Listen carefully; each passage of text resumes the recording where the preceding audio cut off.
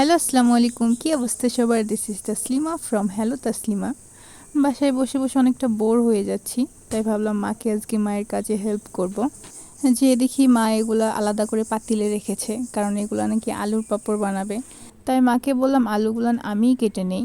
কদিন যাবৎ এত পরিমাণে রোদ যে বাইরে যাওয়াই যাচ্ছে না। এদিকে আমি আলুগুলোকে চিপসের আকারে কেটে নিয়েছি। তারপর আলুগুলোকে হলুদ লবণ দিয়ে হালকা ভাপ দিয়ে নিয়েছি। আলুগুলো মোটেও সিদ্ধ করা যাবে না, জাস্ট হালকা ভাপ দিয়ে নিতে হবে। দেন আমি আর আম্মু মিলে এগুলো রোদে দেওয়ার জন্য প্রস্তুত করে নিতেছি। তারপর এগুলো নিয়ে চলে গেলাম ছাদে এগুলো রোদে দেওয়ার জন্য। সেই দিন এত পরিমাণে রোদ ছিল যে একদিনেই এগুলো একদম শুকায় গেছে। তাহলে ভেবে দেখেন কি পরিমাণ রোদটা যাচ্ছে। আর এদিকে ধৈর্যের সাথে রোজাদার ব্যক্তিরা রোজাগুলো পালন করে যাচ্ছে। আল্লাহ সবাইকে আরও বেশি ধৈর্য ধারণ করার ক্ষমতা দিক। তো এদিকে ছাদ থেকে শুকনো পাঁপড়গুলো আনার পরে একটু ভেজেছিলাম, আলহামদুলিল্লাহ পারফেক্টভাবে হয়েছে। দেন আজকে একটু রাতের খাবারের জন্য একটু ইউনিক কিছু রান্না করতে চেয়েছিলাম। সব একঘেয়েমি খাবার থেকে একটু আলাদা কিছু খাবো, তাই মসুর ডাল রান্না করব ভেবেছিলাম। পরে ভাবলাম মসুর ডালের সাথে যদি একটু কচু শাকটা মিক্স করা যায় তাহলে হয়তো ডালের লুকটা একটু চেঞ্জ হবে। দেন ডালটার টেস্ট হয়তো একটু আলাদা হবে। তার কারণে আমি মসুর ডালের সাথে অল্প কিছু কচু শাক মিক্স করেছিলাম, যার টেস্ট আলহামদুলিল্লাহ ভালো হয়েছিল অনেক। একঘেয়েমি খাবারের থেকে কিছু ভিন্ন স্বাদ আনার জন্য কিছু ইউনিক টাইপের রান্না করতে চেয়েছিলাম। তাই আমি এখানে লাউ শাকের কিছু পাতা নিয়েছি, যেটা আমি ব্লেন্ডারে ব্লেন্ড করে নিয়েছি, যেটা এই যেরকম পেস্টের মতো হবে।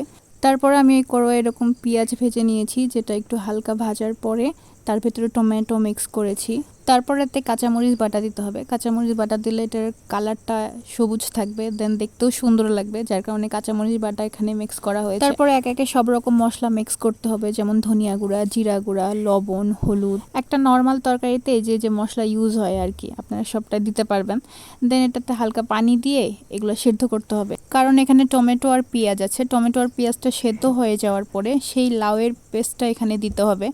দেন 3 থেকে 4 মিনিট এখানে জাল করতে হবে। জাল করার পরে এই পর্যায়ে এসে মাছটা অ্যাড করতে হবে। আপনি যে কোনো মাছ দিতে পারেন, এটা আপনার ব্যাপার। বাট আমি যে মাছটা দিয়েছি এটা কিন্তু আমার একটা পছন্দের তালিকায় আছে। তবে এই পর্যায়ে মাছটা বেশ কিছুক্ষণ একটু জাল করতে হবে এবং সাথে হালকা হাতে একটু নেড়ে চেড়ে দিতে হবে যাতে লেগে না যায়। ঝোলের জন্য যে পানিটা দেওয়া হয়েছে এটা একটু এঁটে আসলেই এটা নামিয়ে ফেলতে হবে। এই যে মাছের ফাইনাল লুক। বিশ্বাস করেন টেস্টটা এত মজা হয়েছিল যে ইফতার পরে আমি অনেকগুলো ভাত খেয়ে ফেলছি। এর আগে কখনো আমি এই রেসিপি ট্রাই করি নাই, এটাই ছিল ফার্স্ট টাইম আমার করা একটা রেসিপি। দেন আজকের আইটেমে একটা ভর্তাও ছিল। ভর্তাটা হচ্ছে মাছ ভর্তা, যে মাছটার নাম আমাদের আঞ্চলিক ভাষায় বলে হচ্ছে গরই মাছ।